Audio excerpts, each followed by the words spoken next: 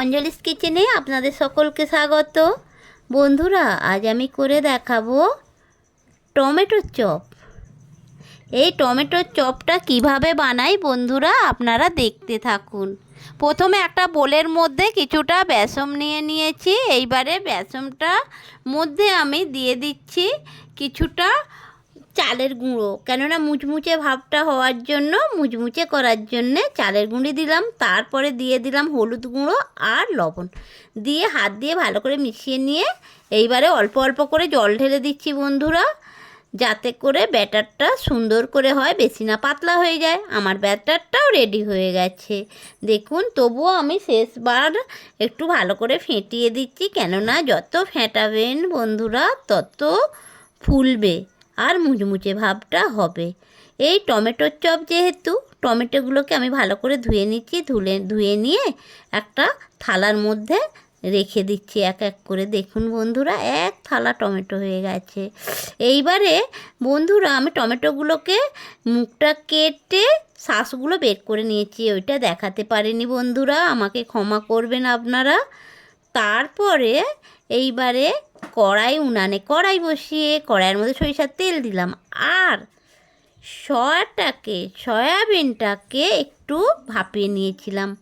তারপরে তাকে কিমা মতো করে নিয়ে ভেজেও নিলাম বন্ধুরা।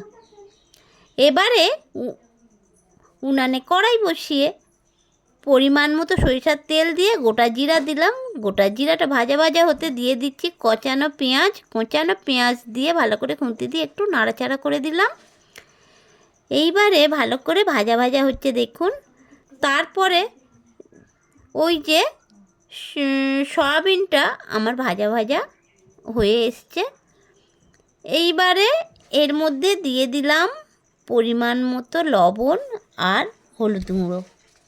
পরিমাণ মতো লবণ আর হলুদ গুঁড়ো দিয়ে বন্ধুরা এইবারে দিয়ে দিলাম কোঁচানো টমেটোটা দিয়ে ভালো করে আমি এটাকে নাড়াচাড়া করে দিচ্ছি। দেখুন বন্ধুরা আমার ভাজা ভাজা হয়ে এসেছে। এবারে দিয়ে দিলাম আদা রসুন বাটাটা দিয়ে বন্ধুরা ভালো করে খুন্তি দিয়ে নাড়াচাড়া করে দিচ্ছি। দেখুন তেলও ছেড়ে দিয়েছে আর বেশ কষাটা শুকনো শুকনো হয়ে এসেছে। এইবারে বন্ধুরা এর মধ্যে আমি দিয়ে দিচ্ছি সেই কিমা করে ভেজে রাখা সয়াবিন দিয়ে এবারে খুন্তি দিয়ে ভালো করে কষাতে হবে বন্ধুরা। মশলার সাথে আমি কষাচ্ছি, খুন্তি দিয়ে কষিয়ে নিচ্ছি বন্ধুরা। দেখুন কত সুন্দর কষানো হচ্ছে। আর এটা শুধু পুর বলে না বন্ধুরা, আপনি এমনিও খেতে পারেন, কষানো কিমার মতো লাগে। তারপরে দিয়ে দিচ্ছি একটা আলু মেখে রেখেছিলাম, সিদ্ধ আলু। সেই আলু মাখাটা দিয়ে দিচ্ছি, কেননা এটা একটু টাইট হবে বলে। যেহেতু ছাড়া হয়ে গেছে, একটু টাইট হওয়ার মধ্যে জন্য আমি আলু মাখাটা দিয়ে দিলাম। আলু মাখাটা দিয়ে আবারও ভালো করে কষিয়ে নিচ্ছি বন্ধুরা। দেখুন কত সুন্দর কড়া থেকে ছেড়ে দিচ্ছে কষানোটা। এইভাবে আমি কষিয়ে নিলাম।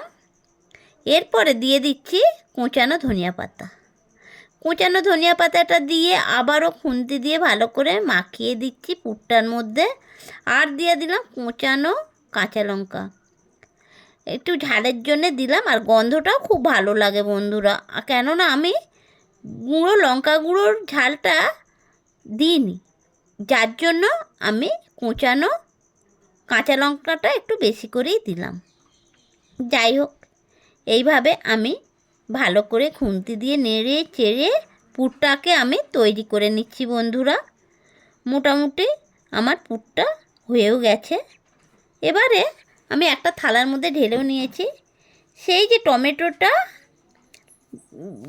শাঁসগুলো বের করে নিয়েছিলাম, সেই টমেটোর খোলের মধ্যে আমি পুরটাকে ভালো করে ঠেসে ভরে দিচ্ছি বন্ধুরা।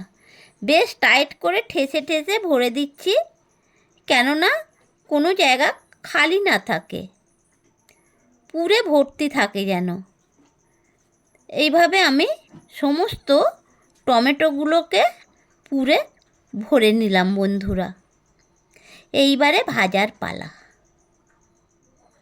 দেখুন কত সুন্দর পুর ভরা টমেটোগুলো হয়েছে আমার। এবারে আমি উনানে আবারও কড়াই বসিয়ে পরিমাণ মতো সাদা তেল দিয়ে দিলাম বন্ধুরা। সাদা তেলটা গরম হয়ে যাবে। গরম হয়ে গেলে পরে আমি এর মধ্যে ব্যাটারটা ঘন করেছি। ঘন ব্যাটারে ডুবিয়ে টমেটোগুলো আমি এক এক করে টমেটোর চপটা ভেজে নিচ্ছি বন্ধুরা। দেখুন বন্ধুরা কত সুন্দর হয়েছে, লাল লাল করে ভাজা, ঠিক যেন টমেটোর মতোই লাগছে টমেটোর চপগুলো। আমার মোটামুটি রেডি হয়ে গেছে বন্ধুরা।